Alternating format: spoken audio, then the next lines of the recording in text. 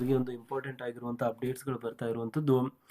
ಕರ್ನಾಟಕ ಸರ್ಕಾರಿ ನೌಕರರ ನಿಯಮಾವಳಿಗಳಲ್ಲಿ ಒಂದು ಇಂಪಾರ್ಟೆಂಟ್ ಆಗಿರುವಂಥ ನಿಯಮಾವಳಿ ಸರ್ಕಾರಿ ನೌಕರರ ಶಿಸ್ತು ಮತ್ತು ನಡವಳಿಕೆಗಳ ನಿಯಮಕ್ಕೆ ಸಂಬಂಧಿಸಿದಂತೆ ಇವತ್ತಿನ ಒಂದು ವಿಡಿಯೋದಲ್ಲಿ ನಾವು ಡಿಸ್ಕಸ್ ಮಾಡೋಣ. ಸೊ ಏನಿದೆ ಈ ಒಂದು ನಿಯಮಾವಳಿ, ಯಾವ ರೀತಿಯಾದಂಥ ಒಂದು ಶಿಸ್ತು ಕ್ರಮಗಳು ಸರ್ಕಾರಿ ನೌಕರರ ಮೇಲೆ ಜರುಗಿಸಬಹುದಾಗಿದೆ, ಸೊ ಅದಕ್ಕೆ ತಕ್ಕಂತೆ ಸರ್ಕಾರಿ ನೌಕರರ ಹತ್ತಿರ ಇರುವಂಥ ಆಪ್ಷನ್ಸ್ಗಳು ಏನಿರುತ್ತೆ, ಎಲ್ಲವುದರ ಬಗ್ಗೆ ಇವತ್ತಿನ ಒಂದು ವಿಡಿಯೋದಲ್ಲಿ ನಾವು ಡಿಸ್ಕಸ್ ಮಾಡೋಣ. ಸೊ ಹಾಗಾಗಿ ದಯವಿಟ್ಟು ಈ ಒಂದು ವಿಡಿಯೋನ ಕೊನೆವರೆಗೂ ನೋಡಿ ಮತ್ತು ಚಾನಲ್ನ ಇನ್ನೂ ಯಾರಾದರೂ ಸಬ್ಸ್ಕ್ರೈಬ್ ಆಗಿಲ್ಲ ಅಂದರೆ ದಯವಿಟ್ಟು ಸಬ್ಸ್ಕ್ರೈಬ್ ಮಾಡ್ಕೊಳ್ಳಿ. ಸರ್ಕಾರಿ ನೌಕರರು ಮತ್ತು ಪಿಂಚಣಿದಾರರಿಗೆ ಸೊ ಬೇಸಿಕಲಿ ಉಪಯುಕ್ತವಾಗಿರುವಂಥ ಮಾಹಿತಿಯನ್ನು ನಾವು ಡೇ ಟು ಡೇ ಕೊಡ್ತಾ ಇರ್ತೇವೆ. ಸೊ ಹಾಗಾಗಿ ಏನು ಬೇಸಿಕಲಿ ಲೈಕ್ ಇಂಪಾರ್ಟೆಂಟ್ ಅಪ್ಡೇಟ್ ಅಂತ ನಾವು ಹೇಳ್ತೀವಿ. ಸೊ ಆ ಒಂದು ಅಪ್ಡೇಟ್ ಇವತ್ತಿನ ಒಂದು ವಿಡಿಯೋದಲ್ಲಿ ನಾವು ನೀಡೋಕ್ಕೆ ಹೊರಟಿದ್ದೇವೆ. ಸೊ ಈ ಒಂದು ಮಾಹಿತಿ ಒಳ್ಳೆಯದನಿಸಿದರೆ ಖಂಡಿತವಾಗೂ ಚಾನಲ್ನ ಸಬ್ಸ್ಕ್ರೈಬ್ ಮಾಡೋದಕ್ಕೆ ಮರಿಬೇಡಿ ಆ್ಯಂಡ್ ವಿಡಿಯೋನ ಲೈಕ್ ಮಾಡೋದಕ್ಕೂ ಕೂಡ ಮರಿಬೇಡಿ. ಏನಕ್ಕಂದರೆ ತುಂಬ ಇಂಪಾರ್ಟೆಂಟ್ ಆಗಿರುವಂಥ ಮಾಹಿತಿಯನ್ನು ನಾವು ಡೇ ಟು ಡೇ ಕೊಡ್ತಾ ಇರ್ತೇವೆ. ಆಲ್ರೈಟ್, ಸೊ ಕರ್ತವ್ಯಕ್ಕೆ ನಿರ್ವಹಣೆ, ಮೇಲಾಧಿಕಾರಿಗಳ ಆದೇಶ ಮತ್ತು ಶಿಸ್ತು ಕ್ರಮಗಳ ಒಂದು ವಿವರದ ಬಗ್ಗೆ ನಾವು ಮಾತನಾಡುವುದಾದರೆ, ಕರ್ತವ್ಯದ ಬದ್ಧತೆ ನಿಯಮ 3ರ ಅಡಿಯಲ್ಲಿ ಏನು ಹೇಳಲಾಗುತ್ತೆ ಅಂದರೆ, ಪ್ರತಿ ಸರ್ಕಾರಿ ನೌಕರನು ಯಾವುದೇ ಸಮಯದಲ್ಲಿಯೂ ಸಂಪೂರ್ಣ ಸಮಗ್ರತೆಯನ್ನು, ಇಂಟಿಗ್ರಿಟಿಯನ್ನು ಕಾಯ್ದುಕೊಳ್ಳಬೇಕಾಗಿರುವಂಥದ್ದು. ತನ್ನ ಕರ್ತವ್ಯದಲ್ಲಿ ಸಂಪೂರ್ಣ ಭಕ್ತಿಯಿಂದ ಮತ್ತು ಬದ್ಧತೆಯಿಂದ ಇರಬೇಕು. ಸರ್ಕಾರಿ ನೌಕರನಿಗೆ ಅನುಚಿತವಾದ ಯಾವುದೇ ಕೆಲಸವನ್ನು ಸರ್ಕಾರಕ್ಕೆ ಮಾಡಬಾರದು ಅಂತ ಹೇಳಲಾಗುತ್ತೆ. ಮೇಲಾಧಿಕಾರಿಗಳ ಆದೇಶ ಪಾಲನೆಗೆ ಸಂಬಂಧಿಸಿದಂತೆ ಕೂಡ ಒಂದು ಪಾಯಿಂಟ್ ಇರುವಂಥದ್ದು ಇಲ್ಲಿ ನೋಡ್ತಾ ಇದ್ದೀರಾ. ಆದೇಶ ಪಾಲನೆ ಕಡ್ಡಾಯ. ಮೇಲಾಧಿಕಾರಿಗಳ ನೀಡುವ ಕಾನೂನುಬದ್ಧ ಆದೇಶಗಳನ್ನು ಪಾಲಿಸುವುದು ನೌಕರನ ಕರ್ತವ್ಯ. ಕಾನೂನುಬಾಹಿರ ಆದೇಶಗಳಿದ್ದರೆ ಲಿಖಿತವಾಗಿ ವರದಿ ಮಾಡಬೇಕು, ಇಲ್ಲವಾದಲ್ಲಿ ಇದು ಶಿಸ್ತು ಉಲ್ಲಂಘನೆ ಆಗುತ್ತದೆ ಅಂತ ಇಲ್ಲಿ ಹೇಳಲಾಗ್ತಾ ಇದೆ. ಕಾನೂನುಬಾಹಿರ ಆದೇಶಗಳೇನಾದರೂ ಮೇಲಾಧಿಕಾರಿಗಳು ನೀಡಿದ್ರೆ ಅದನ್ನು ಲಿಖಿತವಾಗಿ ವರದಿ ಮಾಡಬೇಕು. ಉಳಿದಂಥ ಒಂದು ಕಾನೂನಿನ ಚೌಕಟ್ಟಿನಲ್ಲಿ ನೀಡಿರುವಂಥ ಎಲ್ಲ ಒಂದು ಆದೇಶಗಳನ್ನು ಇಲ್ಲಿ ಎತ್ತಿ ಹಿಡಿಯಬೇಕು ಅಥವಾ ಅವುಗಳನ್ನು ಪಾಲಿಸಬೇಕು ಅಂತ ಇಲ್ಲಿ ಹೇಳಲಾಗುತ್ತೆ. ಕೆಲಸದಲ್ಲಿ ನಿರ್ಲಕ್ಷ್ಯಕ್ಕೆ ಸಂಬಂಧಿಸಿದಂತೆ ಕೂಡ ಒಂದು ಪಾಯಿಂಟನ್ನು ಇಲ್ಲಿ ನೀಡಲಾಗ್ತಾ ಇರುವಂಥದ್ದು. ಕೆಲಸವನ್ನು ಸಕಾಲದಲ್ಲಿ ಪೂರ್ಣಗೊಳಿಸದಿರುವುದು, ಕಡತಗಳನ್ನು ಅನಗತ್ಯವಾಗಿ ಬಾಕಿ ಇಡುವುದು ಮತ್ತು ನಿಗದಿಪಡಿಸಿದ ಅವಧಿಯಲ್ಲಿ ಕರ್ತವ್ಯ ನಿರ್ವಹಿಸದಿರುವುದು ಗಂಭೀರ ನಿರ್ಲಕ್ಷ್ಯವೆಂದು ಪರಿಗಣಿಸಲಾಗುತ್ತದೆ.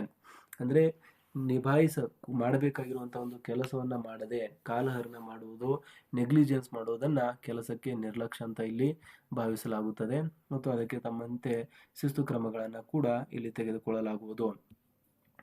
ನಡವಳಿಕೆ ನಿಯಮಗಳನ್ನು ಉಲ್ಲಂಘಿಸಿದರೆ ಕರ್ನಾಟಕ ನಾಗರಿಕ ಸೇವಾ ವರ್ಗೀಕರಣ ನಿಯಂತ್ರಣ ಮತ್ತು ಮೇಲ್ಮನವಿ ನಿಯಮಗಳಡಿ ಶಿಸ್ತು ಕ್ರಮವನ್ನು ಕೈಗೊಳ್ಳಲಾಗುತ್ತದೆ. ಸಣ್ಣ ದಂಡಗಳು ಮೈನರ್ ಪೆನಲ್ಟೀಸ್ ಮತ್ತು ದೊಡ್ಡ ದಂಡಗಳು ಮೇಜರ್ ಪೆನಲ್ಟೀಸ್ಗಳನ್ನು ಕೂಡ ಇಲ್ಲಿ ಸರ್ಕಾರಿ ನೌಕರರಿಗೆ ವಿಧಿಸಲಾಗುವುದು ಅಂತ ಹೇಳ್ತಿದ್ದಾರೆ. ಸೊ ಶಿಸ್ತು ಕ್ರಮದ ಹಂತಗಳು ಯಾವ ರೀತಿಯಾಗಿರುತ್ತೆ ಅಂತ ನೀವು ನೋಡೋದಾದರೆ, ದೋಷಾರೋಪಣಾ ಪಟ್ಟಿ, ಚಾರ್ಜ್ ಶೀಟ್ ಸಲ್ಲಿಕೆ. ಮೊಟ್ಟ ಮೊದಲನೇದಾಗಿ ಏನೇನು ದೋಷಗಳನ್ನು ಮಾಡಿದ್ದಾರೆ ಅಂತ ಒಂದು ಚಾರ್ಜ್ ಶೀಟನ್ನು ಸಲ್ಲಿಕೆ ಮಾಡಲಾಗುತ್ತದೆ. ಅದನ್ನು ನಾವು ದೋಷಾರೋಪಣಾ ಪಟ್ಟಿ ಅಂತ ಕರಿತೀವಿ. ಆ್ಯಂಡ್ ಇದಾದಮೇಲೆ ನೌಕರನಿಗೆ ತನ್ನ ಸಮರ್ಥನೆ ನೀಡಲು ಅವಕಾಶವನ್ನು ನೀಡುವಂಥದ್ದು. ಸೊ ಬೇಸಿಕಲಿ ಆ ಚಾರ್ಜ್ ಶೀಟ್ ನೀಡಿದ ತಕ್ಷಣ ಅವರನ್ನು ಅಕ್ಯೂಸ್ಡ್ ಅಂತ ಅಂದರೆ ತಪ್ಪು ಮಾಡಿದ್ದಾರೆ ಅಂತ ಅರ್ಥ ಇಲ್ಲ. ಸೊ ಸರ್ಕಾರಿ ನೌಕರನಿಗೆ ತನ್ನ ಸಮರ್ಥನೆಯನ್ನು ನೀಡಲು ಅವಕಾಶವನ್ನು, ಸೋಕಾಸ್ ನೋಟಿಸನ್ನು ಇಲ್ಲಿ ನೀಡಲಾಗುತ್ತದೆ. ಸೊ ಬೇಸಿಕಲಿ ಈ ರೀತಿಯಾಗಿ ನಿಮ್ಮ ಮೇಲೆ ಅಲಿಗೇಷನ್ಸ್ಗಳಾಗಿದೆ, ಇದಕ್ಕೆ ನಿಮ್ಮ ಉತ್ತರ ಏನಿದೆ, ನೀವು ಏನು ಅಲಿಗೇಷನ್ಸ್ಗಳನ್ನು ಯಾವ ರೀತಿ ಡಿಫೆಂಡ್ ಮಾಡ್ತೀರಾ ಅಂತ ಕೇಳಲಾಗುತ್ತೆ. ಇಲಾಖಾ ವಿಚಾರಣೆ ನಡೆಯುತ್ತೆ. ಬೇಸಿಕಲಿ ಥರ್ಡ್ ಪಾಯಿಂಟಲ್ಲಿ ನೆಕ್ಸ್ಟಲ್ಲಿ ಇಲಾಖಾ ವಿಚಾರಣೆ, ಡಿಪಾರ್ಟ್ಮೆಂಟಲ್ ಎನ್ಕ್ವೈರಿ ಬೀಳುತ್ತೆ. ಅದಾದಮೇಲೆ ಅಂತಿಮ ಆದೇಶವನ್ನು ಹೊರಡಿಸಲಾಗುತ್ತೆ. ಸೊ ಇದು ಶಿಸ್ತು ಕ್ರಮದ ಒಂದು ಹಂತಗಳು. ಕಾನೂನು ಬಾಹಿರ ಆದೇಶಗಳಿದ್ದಲ್ಲಿ ಯಾವ ರೀತಿಯಾಗಿ ಅದನ್ನು ರಿಪೋರ್ಟ್ ಮಾಡಬೇಕು ಅಂತ ಅದಕ್ಕೆ ಕೂಡ ಇಲ್ಲಿ ಮಾಹಿತಿಯನ್ನು ನೀಡಲಾಗಿದೆ. ಒಂದು ವೇಳೆ ಮೇಲಾಧಿಕಾರಿಯ ಆದೇಶ ಕಾನೂನಿಗೆ ವಿರುದ್ಧವಾಗಿದ್ದರೆ ಮೌಖಿಕವಾಗಿ ಆಕ್ಷೇಪಣೆಯನ್ನು ವ್ಯಕ್ತಪಡಿಸಬಹುದು, ಡೈರೆಕ್ಟಾಗಿ ಮಾತನಾಡಬಹುದು. ಅಗತ್ಯವಿದ್ದರೆ ಲಿಖಿತ ರೂಪದಲ್ಲಿಯೂ ತನ್ನ ಅಭಿಪ್ರಾಯವನ್ನು ಮೇಲಾಧಿಕಾರಿಗಳ ಗಮನಕ್ಕೆ ತರಬಹುದಾಗಿದೆ. ಆದೇಶವನ್ನು ಪಾಲಿಸದಿರಲು ಬಲವಾದ ಕಾನೂನಾತ್ಮಕ ಆಧಾರ ಇರಬೇಕಾಗಿರುವಂಥದ್ದು ಇಲ್ಲಿ ಇಂಪಾರ್ಟೆಂಟ್ ಆಗಿದೆ. ಇದಾದಮೇಲೆ ನೌಕರರ ಹಕ್ಕುಗಳು ಏನಿದೆ ಅಂತ ನೀವು ನೋಡಿದ್ರೆ, ಶಿಸ್ತು ಕ್ರಮ ಕೈಗೊಳ್ಳುವಾಗ ನೌಕರರಿಗೆ ತನ್ನನ್ನು ತಾನು ಸಮರ್ಥಿಸಿಕೊಳ್ಳಲು ಪೂರ್ಣ ಅವಕಾಶ ನೀಡಬೇಕು.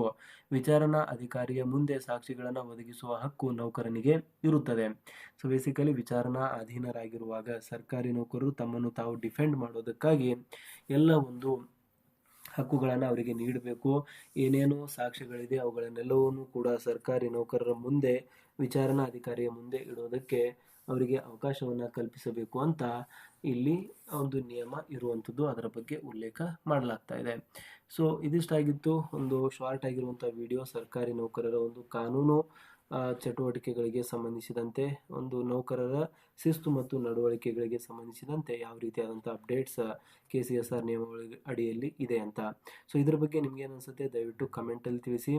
ಆ್ಯಂಡ್ ಇದೇ ರೀತಿಯಾದಂಥ ಅಪ್ಡೇಟ್ಸನ್ನು ಇನ್ ಫ್ಯೂಚರ್ ಪಡೆಯಲು ಚಾನಲ್ನ ಸಬ್ಸ್ಕ್ರೈಬ್ ಮಾಡ್ಕೊಳ್ಳಿ.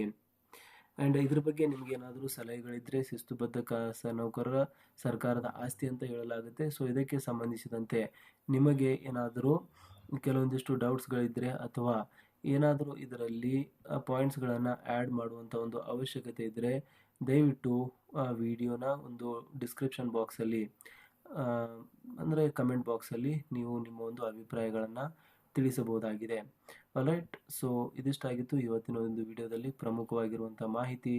ಸರ್ಕಾರಿ ನೌಕರರಿಗೆ ಯಾವ ರೀತಿಯಾದಂತಹ ಒಂದು ಆದೇಶಗಳಿದೆ, ಯಾವ ರೀತಿಯಾದಂಥ ಒಂದು ಅಪ್ಡೇಟ್ಸ್ಗಳಿದೆ ಅಂತ ಇವತ್ತಿನ ಒಂದು ವಿಡಿಯೋದಲ್ಲಿ ನಾವು ತಿಳಿದುಕೊಂಡಿದ್ದೇವೆ. ಸೊ ಐ ಹೋಪ್ ನಿಮಗೆ ಈ ಒಂದು ವಿಡಿಯೋ ಒಳ್ಳೆಯದನಿಸಿದೆ.